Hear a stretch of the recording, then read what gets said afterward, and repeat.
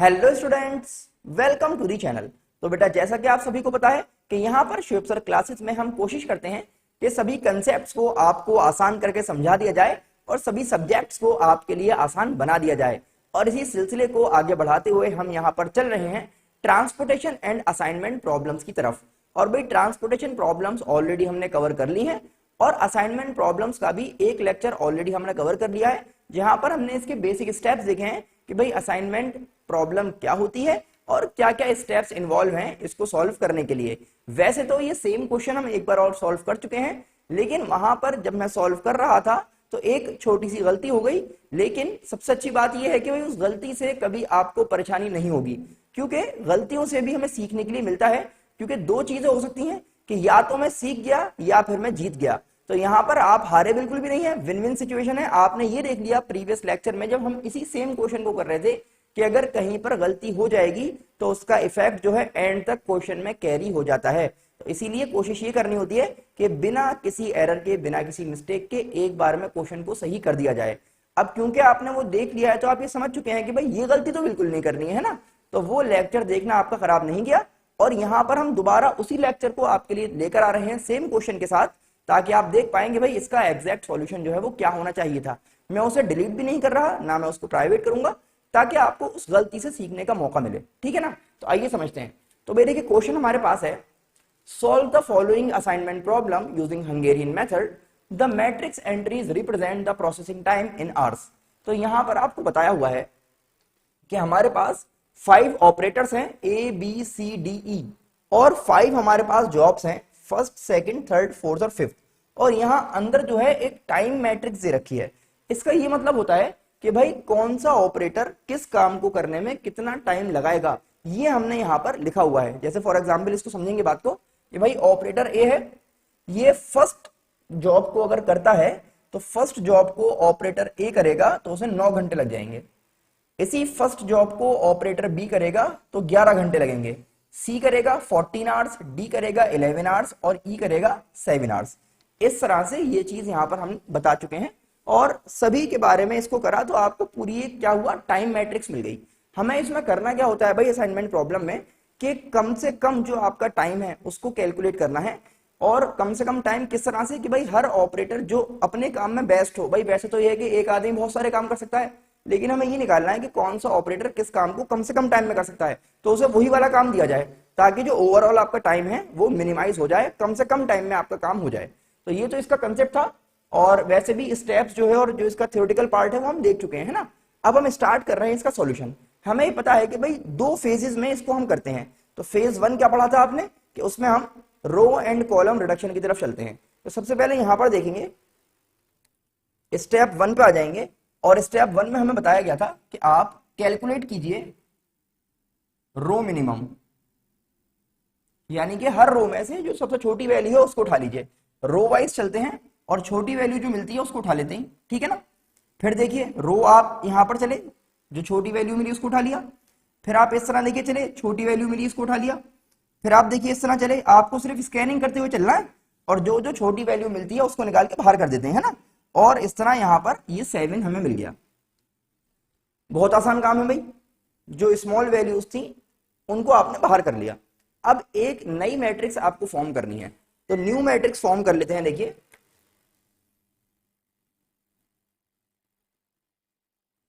Operators and jobs. ठीक है ना। कौन कौन ऑपरेटर है भाई, A B C D and E, और जॉब्स हैं first, second, third, fourth and fifth. ठीक है ना। अब देखिए, जो नई मैट्रिक्स यहां पर बनने वाली है उसमें होगा क्या कि ये जो सभी वैल्यूज हैं इनमें से आप मिनिमम वैल्यू को माइनस करने के बाद लिखेंगे। इसका मतलब वैल्यू कुछ आपको ऐसी नजर आएगी भाई, 9 - 7 यानी कि 2, 11 - 7 4, 14 - 7 7, 11 - 7 4 और 7 - 7 0। समझ रहे हैं ना।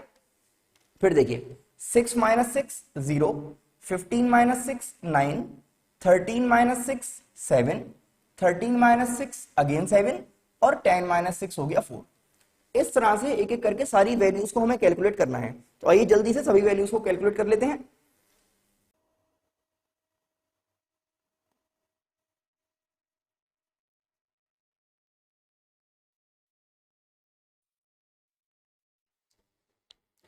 तो ये एक नई मैट्रिक्स हमारे पास आ गई है, इसको एक बॉक्स में जो है यहां पर बंद कर दिया जाए। ये आ गई हमारे पास एक नई मैट्रिक्स। अब क्या करना होता है भाई, ये मैट्रिक्स आने के बाद स्टेप 2 पर चलते हैं, फेज 1 का स्टेप 2, जिसमें आपको कॉलम मिनिमम चाहिए। तो फिर इस बार दोबारा सेम काम करेंगे, लेकिन इस बार कॉलम के हिसाब से चलेंगे, कॉलम मिनिमम लेकर आ रहे हैं। कैसे चलना है भाई, इस तरह से देखिए, सबसे छोटी वैल्यू क्या है, 0। इसी तरह यहां पर देखेंगे 0, अगेन 0, यहां पर देखेंगे 2 और यहां पर है 0। ये आ गया हमारा कॉलम मिनिमम। अब क्या करना है भाई, कॉलम मिनिमम आने के बाद फिर एक और नई मैट्रिक्स डेवलप करनी है, और इस बार जो वैल्यूज हैं उसको इनमें से माइनस करके लिखेंगे। कैसे करेंगे आइए समझते हैं। तो यहां पर देखेंगे आप, दोबारा से हमारे पास ऑपरेटर आ गए, और यहां पर हमारे पास जॉब्स आ गई हैं, ठीक है ना। जॉब्स में है भाई first, second, third, fourth, fifth, और ऑपरेटर से ए, बी, सी, डी एंड ई। अब देखते हैं क्या करना है आपको। देखिए 2 माइनस 0, इसका मतलब 2 ही रहा है। फिर 0 माइनस 0, 0 रहेगा, यानी कि जब नीचे 0 है तो सेम वैल्यूज को कॉपी पेस्ट करना है। तो कॉपी पेस्ट कर लीजिए।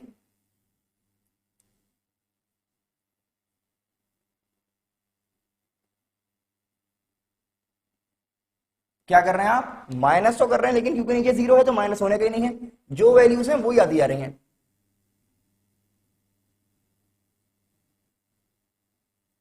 ठीक है ना। यहां पर लेकिन देखेंगे 4 माइनस 2, ये हो जाएगा 2। इसी तरह से 7 माइनस 2 हो जाएगा 5। फिर आप देखेंगे भाई 2 माइनस 2 0, 3 माइनस 2 1, और 3 माइनस 2 ये भी हो गया 1। लास्ट में देखिए दोबारा 0 आ गया, कॉपी पेस्ट कर लीजिए। ये आपने कर लिया भाई, और इसके बाद क्या करना है आपको, इसको एक बॉक्स में जो है बंद कर दीजिए। ये आपने नेक्स्ट अपनी जो टेबल थी या नेक्स्ट जो मैट्रिक्स थी उसको डेवलप कर लिया है, और स्टेप 1 जो था आपका और स्टेप 2 जो था वो यहां पर कंप्लीट हो गया है। स्टेप 1 में क्या किया आपने, रो मिनिमम माइनस करके नई वैल्यूज लिखी। फिर स्टेप 2 में आए, कॉलम मिनिमम माइनस करके नई वैल्यूज यहां पर लिखनी। फेज 1 कंप्लीट हो गया। अब आप फेज 2 पर आएंगे। फेज 2 क्या कह रहा था आपसे, फेज 2 में आपको क्या करना था, सबसे पहले कि भाई ये देखना था कि हर रो में से आप चलना है, और हर रो में से आपको चलते हुए ये देखना है कि क्या हर रो में सिर्फ एक 0 है। अगर है तो उसको आप क्या करेंगे, उड़ा देंगे।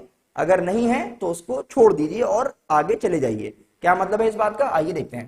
तो भाई आपने यहां पर देखा और आपको ये पता लगा कि भाई यहां पर एक 0 है, ऐसे फर्स्ट रो में देख रहे हैं ना। तो एक क्योंकि 0 है तो आपने क्या करा भाई, इसको एक बॉक्स में बंद कर दिया है 0 को, और बॉक्स में बंद करने के बाद इसको क्या करना है, आपको उड़ा देना है। तो उड़ाने के लिए देखिए हमने यहाँ पर एक हथियार निकाल लिया आपने, बहुत शानदार सा। और इस तरह से जब आप देखिए इस तरह से आप रो में जा रहे हैं ना, रो में जाएंगे तो उड़ाने के लिए एक वर्टिकल लाइन चाहिए आपको। तो इस तरह से देखिए आपने वर्टिकल लाइन ली और इन सभी वैल्यूज को आपने उड़ा दिया। बढ़िया है ना, मजा आ गया। नेक्स्ट आ जाइए। फिर देखिए भाई रो 2 में भी एक ही 0 है, एक 0 है क्योंकि, तो क्या करना है भाई, एक 0 को बॉक्स में भरा और बॉक्स में इसको पहले किडनैप करा आपने और उसके बाद उड़ा दिया इसको भी। ठीक है ना, निशाना लगाना है पहले बॉक्स बना के और फिर उड़ाना है। थर्ड में आइए भाई, थर्ड में जैसे ही आप आए तो यहां पर 2 0 हैं, यहां निशाना नहीं लग पाएगा, इसको छोड़ देंगे। फोर्थ में आइए, हाँ यहां निशाना लग जाएगा। देखिए वैसे तो यहां पर 2 0 हैं, लेकिन एक ऑलरेडी जो है वो उड़ा चुके हैं आप, तो एक ही बचा है। तो ये आपने क्या करा, देखो निशाना लगाया और निशाना लगा के इसको भी उड़ा दिया। फिर आ गए आप लास्ट में फिफ्थ रो में। फिफ्थ रो में यार एक भी चीज नहीं है, 0 तो है ही नहीं, एक था वो पहले ही उड़ चुका है।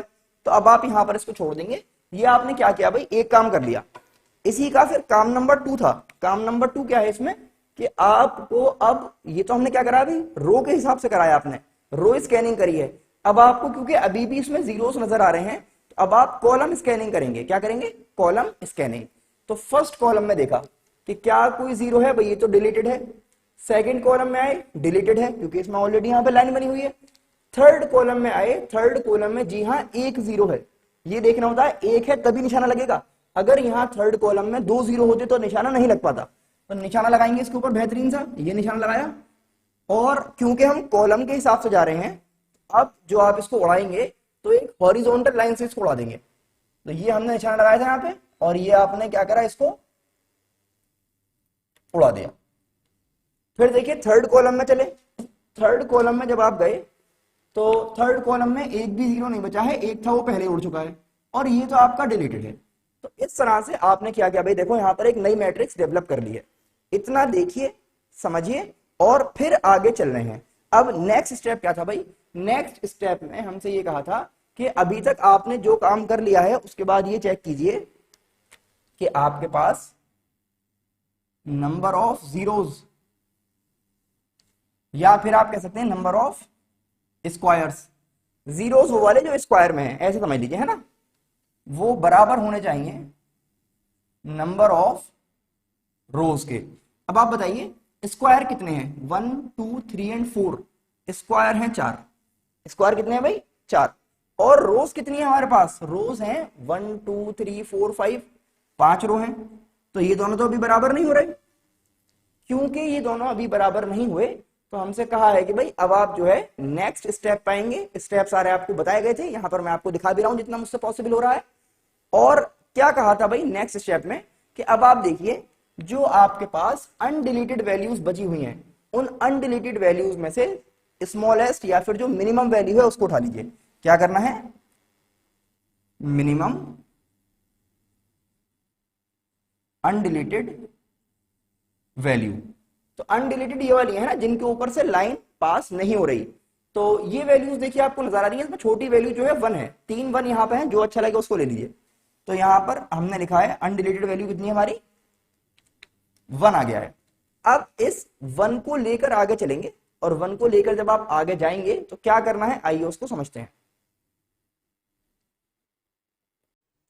तो देखिए अब आपको क्या करना है कि जो हमने यहाँ पर मिनिमम अनडिलीटेड वैल्यू उठाई है, क्या है? 1। उसके साथ आपको कुछ काम करना है। क्या काम करना है समझिए। सबसे पहले ये कह रहे हैं कि जो आपके इंटरसेक्शन पॉइंट्स हैं, इंटरसेक्शन का मतलब जो आपकी हॉरिजॉन्टल और वर्टिकल लाइन जहां पर इंटरसेक्ट कर रही है, उस वैल्यू को देखना है। तो वो है यहाँ पर 6 7 और 2। ये 3 वैल्यूज ऐसी हैं जहां पर हॉरिजॉन्टल और वर्टिकल लाइन जो है वो इंटरसेक्ट कर रही हैं। तो ये बता रहे हैं भाई यहां पर क्या करो, इस अनडिलीटेड वैल्यू को ऐड कर दो। इसको क्या करो बेटा? ऐड कर दो। तो देखो ऐड करना है। 6 में जब 1 ऐड कर देंगे तो हो जाएगा 7। क्या बन जाएगा? 7। 7 में 1 ऐड कर दीजिए, हो जाएगा 8। फिर यहां पर क्या है, देखो हमारा इंटरसेक्शन 2 पे हो रहा है, तो 2 में 1 ऐड कर दीजिए, यहां पर है ना, तो ये हो जाएगा 3। एक काम तो आपने ही किया, तो ये हो गया स्टेप नंबर 1। स्टेप नंबर 2 में इसमें बताया था कि जो आपको रिमेनिंग वैल्यूज नजर आ रही हैं, जो अनडिलीटेड वैल्यूज हैं, उसमें से आप अब इस वैल्यू को माइनस कर लीजिए। इसका मतलब 7 - 1, ये 7 की जगह पर हो जाएगा 6। 2 - 1 हो जाएगा 1। 7 - 1 6, 5 - 1 4। समझ में आ रही है ना बात? फिर देखिए इसकी बात नहीं करनी है, फिर यहां पर आ जाएंगे, ये अनडिलीटेड वैल्यू है, तो 1 - 1 0, 1 - 1 0, 7 - 1 is 6 एंड 1 - 1 is 0। ये इतना काम आपने कर लिया। अब स्टेप 3 क्या था इसमें कि जो आपकी अनडिलीटेड वैल्यूज हैं वो आपने कर ली, जो आपके इंटरसेक्शन पॉइंट्स थे वो आपने कर लिए। अब जो रिमेनिंग पॉइंट्स बचे हैं, यानी कि रिमेनिंग जो वैल्यूज हैं, इसका मतलब 2409, 2005, 0407, ये जो वैल्यूज बची हुई हैं, और ये वाले 00 है ना, इनको कह रहे हैं एज इट इज लिख दीजिए। तो देखो इनको एज इट इज लिख रहा हूं मैं, 2 4 0 9 2 0 0 5 0 0 है ना, ये वाले 0 4 0 एंड 7। क्या करा आपने भाई, इनको एज इट इज लिख दिया रिमेनिंग वैल्यूज को। तो 3 काम करे हमने। अनडिलीटेड जो मिनिमम वैल्यू थी एक बार इंटरसेक्शन पे ऐड हुआ है, अनडिलीटेड में से सब्ट्रैक्ट किया गया है और रिमेनिंग को as it is copy paste कर दिया है। और उसके बाद कहा गया था कि भाई दोबारा चले जाओ उसी काम को करने के लिए जहां से आपने निशाना लगाया था, यानी कि रो स्कैनिंग और कॉलम स्कैनिंग की तरफ। रो 1 पे आते हैं, देखेंगे भाई एक 0 है, निशाना लगाया और इसको आपने ऐसे देखा है ना, तो उड़ा देंगे वर्टिकल लाइन से। तो ये आपने देखिए वर्टिकल लाइन से इसको आपने उड़ा दिया। फिर आप आए देखिए सेकंड पे, सेकंड में आप देखेंगे एक 0 है ना, निशाना लगाया और आपने इसको भी उड़ा दिया। थर्ड पे आएंगे 2 0 हैं, निशाना नहीं लग पाएगा। फोर्थ पे आएंगे बहुत सारे 0 हो गए, निशाना नहीं लग पाएगा। फिफ्थ पे आएंगे एक 0 डिलीट हो चुका है, एक 0 यहां पर आपके पास है, ये आपने पकड़ा इसको, ठीक है ना। और अब क्या करना है भाई, निशाना लगा के इसको क्या करेंगे, उड़ा देंगे। ये आपने इसको उड़ा दिया। अभी भी कुछ 0 हमें नजर आ रहे हैं, तो आप चलेंगे कॉलम को स्कैन करने के लिए। First column deleted, second column एक 0 नजर आ रहा है भाई, तो निशाना लगाइए और हॉरिजॉन्टल लाइन से उड़ा दीजिए। उड़ा दिया।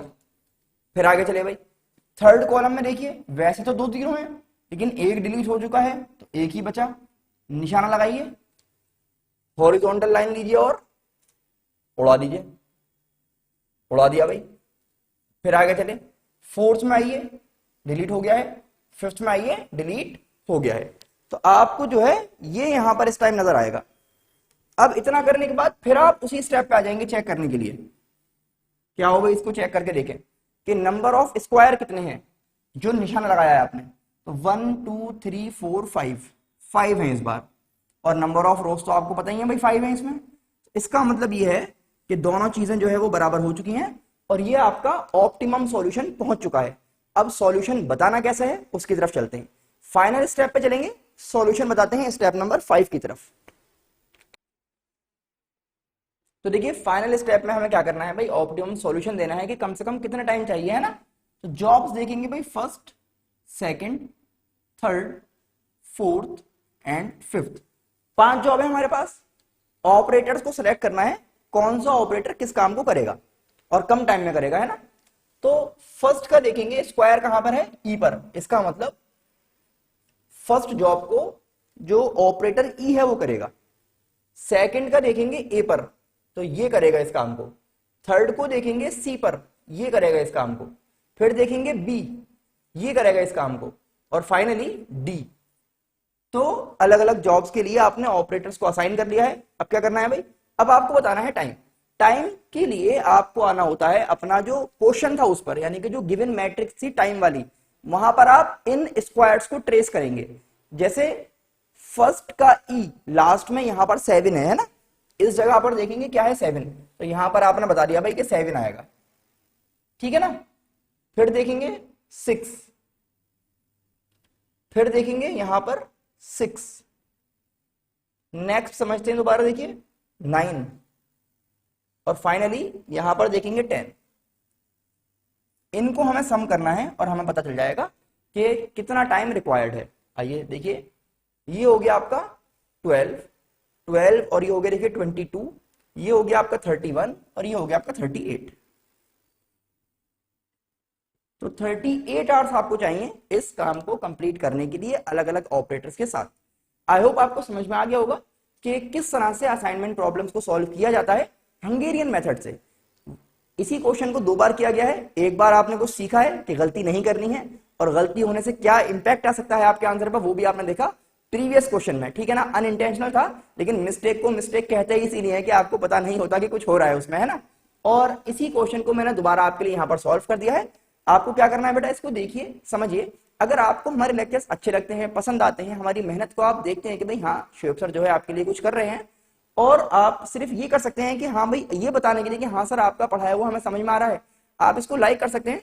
लाइक्स जितने होते हैं उससे मोटिवेशन मिलता है कि हाँ भाई पढ़ाया हुआ जो है आपके काम में आ रहा है। सब्सक्राइब भी कर सकते हैं, बिल्कुल फ्री ऑफ कॉस्ट है, कोई अमाउंट आपको पे नहीं करना। और अगर आप शेयर कर देंगे अपने फ्रेंड्स को तो इनको भी इन फ्री लेक्चर्स का बेनिफिट मिल जाएगा। आई होप आपको मेरी बात समझ में आ रही होगी। अब आपको करना क्या है बेटा, इसको देखिए समझिए, अपने फ्रेंड्स को जरूर शेयर कर दे, चैनल को सब्सक्राइब करना बिल्कुल भी ना भूलें।